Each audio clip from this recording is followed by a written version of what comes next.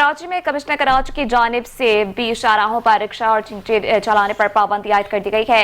रिक्शों की पाबंदी से ड्राइवर समेत आम शहरी को क्या मुश्किलात हैं, इसी हवाले से जानते हैं हमारे नुमाइंदे अरसलान चांद नवाब से। जी अरसलान, आगाह कीजिएगा।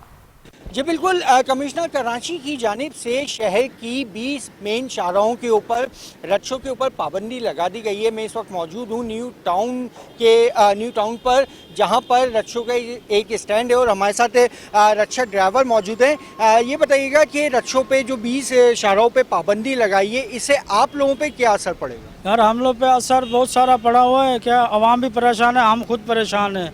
अगर हम लोग रिक्शा चलाते हैं तो ये इन लोग चालान काट देते हैं और अगर आवाम जो भी है ना, वो बहुत मुश्किल में फंसी हुई है। क्या मुतालबा करोगे?